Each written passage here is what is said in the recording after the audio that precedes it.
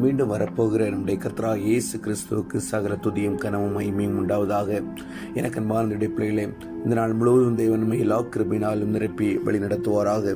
இந்த நாளில் தேவன் நமக்கு கொடுக்கிறதான வார்த்தை எசேக்கியேல் தீர்க்கதரிசியின் புஸ்தகம் 14வது அதிகாரம் 6வது வசனம். ஆகையால் நீ இஸ்ரவேல் வம்சத்தாரை நோக்கி, திரும்புங்கள், உங்கள் நரகலான விக்கிரகங்களை விட்டு திரும்புங்கள், உங்கள் சகல அருவருப்புகளையும் விட்டு திரும்புங்கள் என்று கர்த்தராகிய ஆண்டவர் உரைக்கிறார். திரும்புங்கள், உங்கள் நரகலான விக்கிரகங்களை விட்டு திரும்புங்கள், உங்கள் சகல அருவருப்புகளையும் விட்டு திரும்புங்கள் என்று கர்த்தராகிய ஆண்டவர் உரைக்கிறார். எனக்கு அன்பான பிள்ளைகளே, நிச்சயமாய் தேவனிடத்தில் திரும்பும்படியாய் தேவன் நம்மை எச்சரிக்கிறார். எனக்கு அன்பான பிள்ளைகளே, அநேக நேரங்களில் நாம் நம்முடைய இஷ்டம் போலே காரியங்களை செய்து கொண்டிருக்கிறோம். கொஞ்சம் கொஞ்சமாக சத்ருவாகிய சாத்தான் நம்மை அவனுடைய வழிக்கு அவன் திருப்பி, எதற்கோ நாம் ஆயத்தப்பட்டு நாம் கடந்து சென்றோம், தேவனுக்கு நேராக வாழ வேண்டும் என்று சொல்லி, தேவனுக்கு பிரியமாய் நடக்க வேண்டும் என்று சொல்லி அர்ப்பணித்து நாம் பாதையை ஆரம்பித்தோம். ஆனால் கொஞ்சம் கொஞ்சமாக சத்ருவாகிய சாத்தான் கொஞ்சம் கொஞ்சமாக நம்முடைய வழியை, நீதிக்கு செல்கிறதான அந்த வழியை விட்டு நம்மை கொஞ்சம் கொஞ்சமாக திருப்பி அவனுடைய பாதைக்கு நேராக அவன் கொண்டு சென்று உலகத்திற்கு ஒத்த வேஷம் தரித்து வாழும்படியாய் நம்மை மாற்றிவிட்டான். எனக்கு அன்பார்ந்த பிள்ளைகளே, இந்த நாளில் தேவன் நம்மை பார்த்து சொல்கிறார், திரும்புங்கள், உங்கள் நரகலான விக்கிரகங்களை விட்டு திரும்புங்கள், உங்கள் சகல அருவருப்புகளையும் விட்டு திரும்புங்கள் என்று ஆண்டவர் உரைக்கிறார். எனக்கு அன்பார்ந்த பிள்ளைகளே, சகல நரகலான விக்கிரகங்களை விட்டு திரும்புங்கள். அது மாத்திரமல்ல, சகல அருவருப்புகளையும் விட்டு திரும்புங்கள். நிச்சயமாய் திரும்ப வேண்டும். எனக்கு அன்பார்ந்த பிள்ளைகளே, கொஞ்சம் கொஞ்சமாக நாம் தேவனை விட்டு திரும்பி நரகலான விக்கிரகங்களை சேவித்துக் கொண்டிருக்கிறோம். ஒருவேளை நாம் சொல்லலாம், நான் ஒன்றும் விக்கிரகங்களை சேவிக்கவில்லை, தேவன் அல்லாத விக்கிரகங்களை நான் வணங்கவில்லை என்று நாம் சொல்லிக் கொள்ளலாம். ஆனால் எனக்கு அன்பார்ந்த பிள்ளைகளே, நம்முடைய வாழ்க்கையில் கூட தேவனுக்கு முக்கியத்துவம் கொடுக்காத, தேவனுக்கு கொடுக்கின்ற முக்கியத்துவத்தை எந்த காரியத்திற்கு நாம் அதிகமாய் கொடுக்கிறோமோ அவைகளெல்லாம் நம்முடைய வாழ்க்கையில் விக்கிரகங்களாகவே மாறிப்போகின்றன. எனக்கு அன்பார்ந்த பிள்ளைகளே, தேவனுக்கு கொடுக்கின்ற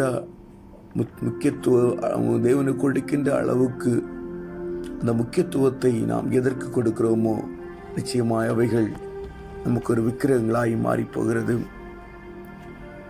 அது மாத்திரமல்ல, அநேக அருவருப்புகள் நம்முடைய வாழ்க்கையில் காணப்படுகிறது. இவைகளை விட்டு திரும்ப வேண்டும் என்று சொல்லி தேவன் நமக்கு எச்சரிப்பு தருகிறார். எனக்கு அன்பார்ந்த பிள்ளைகளே,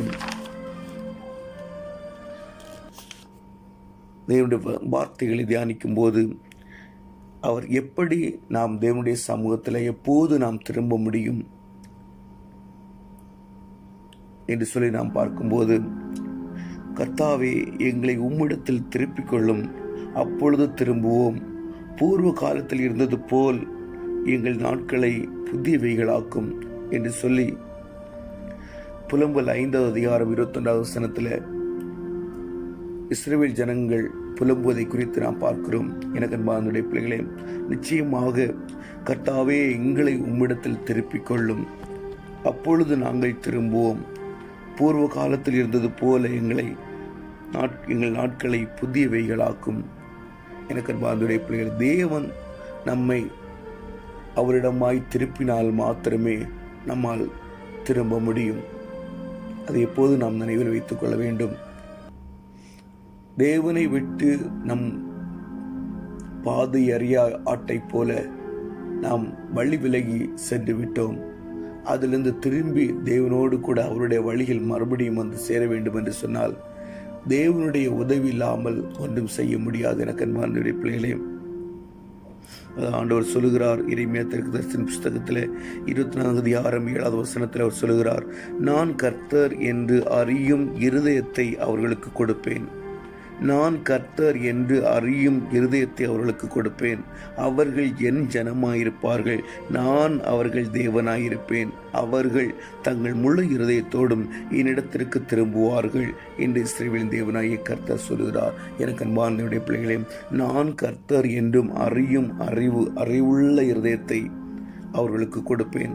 அவர்கள் என் ஜனமாயிருப்பார்கள், நான் அவர்கள் தேவனாயிருப்பேன்.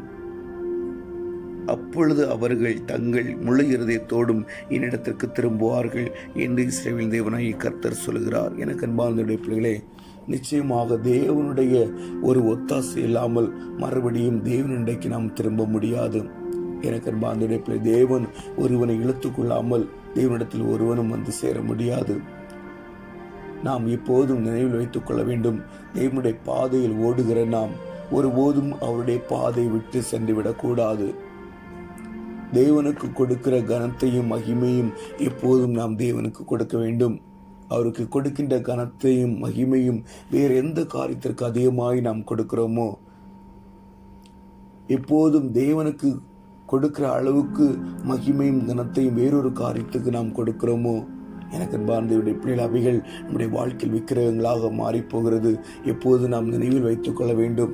எனக்கு அன்பார்ந்தவருடைய பிள்ளைகளை, அநேக நேரங்களில் நாம் வேலை செய்கிற வேலைகள் நமக்கு விக்கிரகங்களாக மாறிப்போகிறது.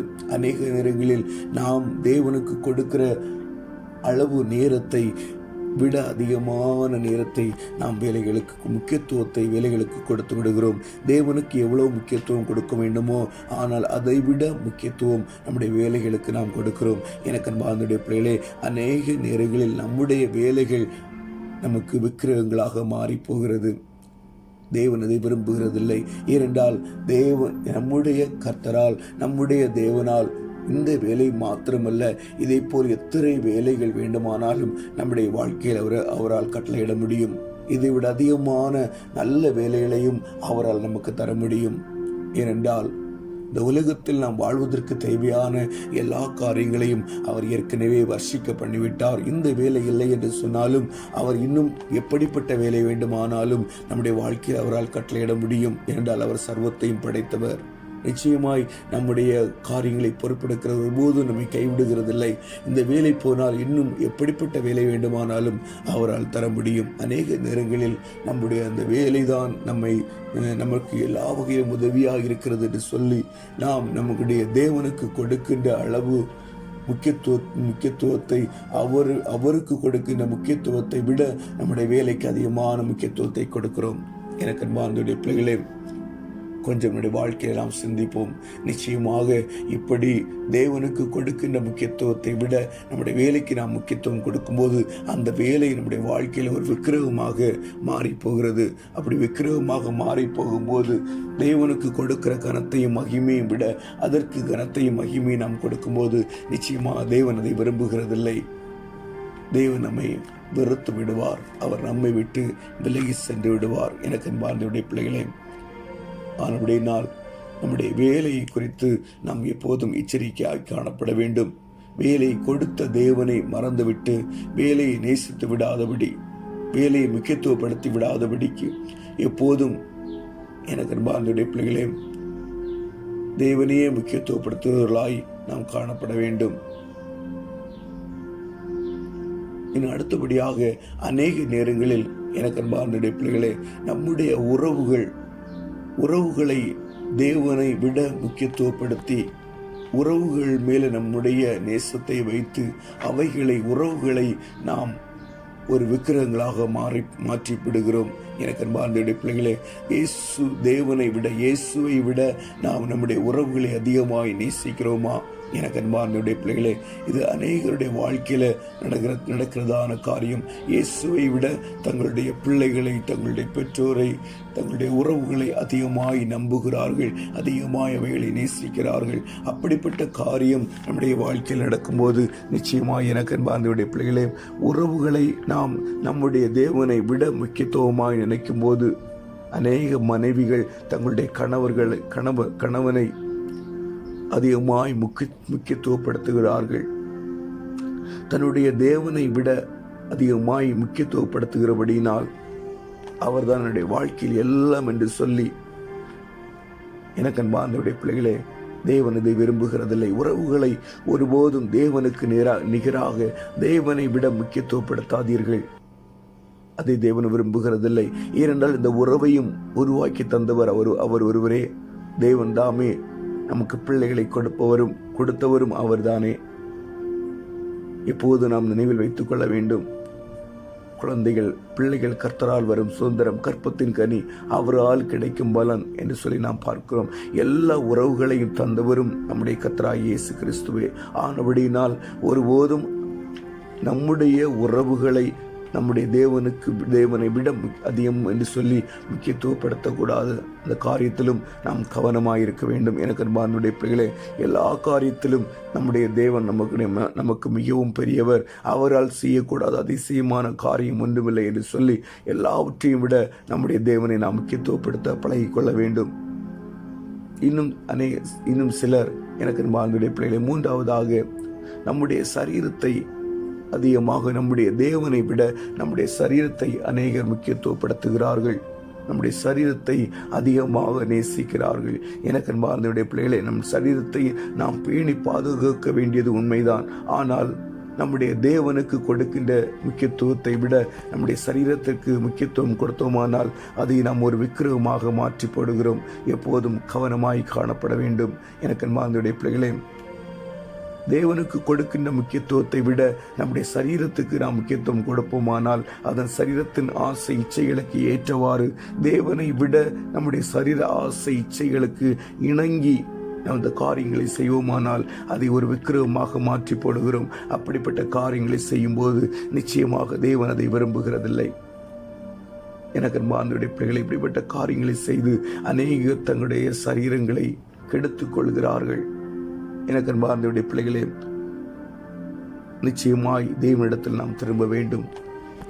நமக்கு சகல நரகலான விக்கிரகங்களை விட்டு தேவனிடத்தில் திரும்ப வேண்டும். இப்படிப்பட்ட காரியங்கள் நம்முடைய வாழ்க்கையில் காணப்படுமானால், எனக்கு அன்பார்ந்தவருடைய பிள்ளைகளே, தேவன் நம்முடைய கர்த்தராகிய தேவன் உயர்ந்தவர் என்கிறதான அறிவை தேவன் உங்களுக்கு தரும்படியாக தேவனிடத்தில் நாம் கெஞ்சி மன்றாட வேண்டும். ஆண்டவரே, உம்மை பற்றிய அறிவு, அதுதான் பவுலடிகளார் சொல்லுகிறார், கர்த்தராகிய இயேசு கிறிஸ்து இயேசுவை அறிகின்ற அறிவின் மேன்மைக்காக நான் எல்லாவற்றையும் நஷ்டமென்று எண்ணினேன். நிச்சயமாக நமக்கு எது மேன்மையாய் தெரிகின்றதோ அவைகளினுடைய வாழ்க்கையில் நஷ்டமென்று நாம் எண்ண வேண்டும். எவைகள் மேன்மையாக தெரிகின்றதோ அவைகளை நஷ்டம் என்று சொல்லி இயேசு கிறிஸ்துவை அறிகின்ற அறிவின் மேன்மையை நாம் மேன்மையாக கருத வேண்டும். எனக்கு அன்பார்ந்தவருடைய பிள்ளைகளே, அப்படி கருதும் போது நிச்சயமாக தேவனிடமாய் நாம் திரும்ப முடியும். எனக்கு அன்பார்ந்தவருடைய பிள்ளைகளையும் அப்படி தேவனிடமாய் திரும்பும் போது அவர் சொல்லுகிறார், நீங்கள் உங்கள் முழு இருதயத்தோடும் கர்த்தரிடத்தில் திரும்புகிறவர்களானால் அந்நிய தேவர்களையும் அஸ்தரோத்தையும் உங்கள் நடுவிலிருந்து விலக்கி உங்கள் இருதயத்தை கர்த்தருக்கு நேராக்கி அவர் ஒருவருக்கே ஆராதனை செய்யுங்கள். அப்பொழுது அவர் உங்களை பெலிஸ்தருடைய கைக்கு நீங்களாக்கி விடுவார், நம்முடைய சத்துருவுடைய கைக்கு தேவன் நீங்களாக்கி விடுவார். அப்படி நாம் தேவனுடைய சமூகத்தில் திரும்பும் போது அந்நியரின் ஒருவனும் நம்மை வேதனைப்படுத்துவதில்லை. எகிப்தியன் என்று சொன்னாலே சத்துரு, பாவம், இவைகள் ஒன்றும் நம்மை மேற்கொள்வதில்லை. எனக்கு அன்பார்ந்தவருடைய பிள்ளைகளே, முழு உள்ளத்தோடு தேவனிடமாய் அவரை அறிகின்ற அறிவில் வளர்ந்து தேவனிடமாய் நாம் திரும்பும் போது நிச்சயமாய் சத்துருவானவன், பாவம் நம்மை நெருங்குவதில்லை. இன்னும் அந்த காரியங்களை பார்க்கும்போது உன் தேவனாகிய கர்த்தரிடத்தில் முழு இருதயத்தோடும் முழு ஆத்மாவோடும் திரும்பும் போது கர்த்தர் உன் பிதாக்கள் மேல் சந்தோஷமாய் இருந்தது போல உன்மேலும் உனக்கு நன்மை உண்டாக திரும்பவும் சந்தோஷமாயிருப்பார். நிச்சயமாக அவர் மகிழ்ச்சியாய் காணப்படுவார். நம்முடைய ஒவ்வொரு செய்கைகளையும் பார்த்து எப்படி நம்முடைய பிதாக்கள் மேல் அவர் மகிழ்ச்சியாய் இருந்தாரோ அதே போன்ற மகிழ்ச்சி நம்மிடத்திலும் அவர் நிறைவாய் இருப்பார். எனக்கு அன்பார்ந்த பிள்ளைகளே, அது மாத்திரமல்ல, இந்த வார்த்தைகளை தியானிக்கும் போது கர்த்தர் கிருபையும் இரக்கமும் உள்ளவர். நீங்கள் அவரிடத்திற்கு திரும்பினால் அவர் தம்முடைய முகத்தை உங்களை விட்டு விலக்குவதில்லை. எப்போதெல்லாம் நீங்கள் தேவனுடைய சமூகத்தில் நாடி தேடி போகிறீர்களோ அப்போதெல்லாம் அவர் உங்களுக்கு முகத்தை திருப்புவதில்லை. உங்களுடைய விண்ணப்பத்தை கேட்கும்படியாய் அவர் முகத்தை திருப்பாமல் நீங்கள் என்ன விண்ணப்பம் பண்ணினாலும் அதற்கு பதிலை உடனடியாய் தருகிற கர்த்தராயிருப்பார். எனக்கு அன்பார்ந்த பிள்ளைகளே, உங்களுடைய வாழ்க்கையில எல்லாவற்றையும் விட்டுவிட்டு தேவனிடமாய் திரும்பும்படியாய், அவரை பற்றிதான முழு அறிவுக்குள்ளாய் தேவனுடைய சமூகத்தில் விசுவாசம் உள்ளவர்களாய் மாறும்படியாய் தேவனுடைய சமூகத்தில் கெஞ்சி மன்றாடுகள். ஆண்டவரே, உம்மை பற்றிய அறிவு எப்போதும் என்னிடத்தில் காணப்படும்படியாய். அந்த அறிவு தாவீதிடத்தில் இருந்தபடியினால்தான் அவன் கோலியாத்திடம் தைரியமாக, கோலியாத்துக்கு முன்பாக எல்லாரும் பயந்து கொண்டிருந்த நேரத்தில் அவன் தைரியமாய் நிற்க முடிந்தது. எனக்கு அன்பார்ந்த பிள்ளைகளே, தேவனை பற்றிய அறிவு நம்முடைய வாழ்க்கையில் மிகவும் முக்கியம். அந்த அறிவுக்குள்ளாய், அந்த அறிவு நம்முடைய வாழ்க்கையில் வரும்போது ஒரு விசுவாசம், அந்த அறிவு எளிதில் வருவதில்லை. எனக்கு அன்பார்ந்த பிள்ளைகள், தாவீதுடைய வாழ்க்கையில் எப்படி அந்த அறிவு வந்தது என்று சொன்னால், தாவீதுடைய வாழ்க்கையில் அவன் எல்லா காரியங்களையும், தேவன் செய்த ஒவ்வொரு அதிசயங்களையும் அவன் சொல்லி சொல்லி சொல்லி அவன் மகிழ்ச்சி அடைந்து கொண்டே இருந்தான். என் வாழ்க்கையில் ஒரு விசை கரடி சிங்கம் வந்தது, சிங்கத்திடமிருந்து என்னுடைய ஆட்டுக்குட்டிகளை பாதுகாக்க தேவன் எனக்கு உதவி செய்தார். அதே போல ஒரு விசை கரடி வந்தது, அந்த கரடியிடமிருந்தும் இந்த ஆட்டுக்குட்டிகளை பாதுகாக்க தேவன் எனக்கு உதவி செய்தார் என்று சொல்ல, அந்த 2 காரியங்களையும் அவன் சொல்லி சொல்லி அவனுடைய வாழ்க்கையில் அவன் தேவனை பற்றி அறிந்து கொண்டபடினால் கோலியாத்துக்கு முன்பாக தைரியமாய் நிற்க தேவன் அவனுக்கு பலன் கொடுத்தார். எனக்கு அன்பார்ந்த பிள்ளைகளை, நிச்சயமாக நரகலான விக்கிரகங்களை விட்டு தேவனிடத்தில் நாம் திரும்ப வேண்டும். தேவன் அதை எதிர்பார்க்கிறார். அடுத்தபடியாக அருவருப்புகளையும் விட்டு நாம் தேவனிடத்தில் திரும்ப வேண்டும். நம்முடைய வாழ்க்கையில என்னென்ன அருவருப்புகள் காணப்படுகிறதோ, தேவனுக்கு பிரியமில்லாத அருவருப்புகள் நம்முடைய வாழ்க்கையில் காணப்பட்டால் அவைகளையும் விட்டு நாம் தேவனிடத்தில் திரும்ப வேண்டும். எனக்கு அன்பார்ந்த பிள்ளைகளே, நிச்சயமான நாளில் தேவன் நம்மிடத்தில் எதிர்பார்ப்பது தேவனை முழுவதுமாய் அறிந்து கொண்டு அவரிடமாய் திரும்பும்படியாய் தேவன் நம்மை அழைக்கிறார். அப்படி திரும்பும்போது நிச்சயமாய் தேவன் நம்மில் மன மகிழ்ச்சியாய் இருப்பார். அவருடைய முகத்தை ஒருபோதும் நம்மை விட்டு திருப்ப மாட்டார். தேவன் நம்மேல் கரிசனையாய் இருந்து நம்முடைய எல்லா காரியங்களையும் தேவன் பொறுப்பெடுப்பார். நிச்சயமாக இந்த வார்த்தையின் மூலமாய் தேவன் நம்மை ஆசீர்வதிப்பாராக. ஆமேன். அல்லேலூயா.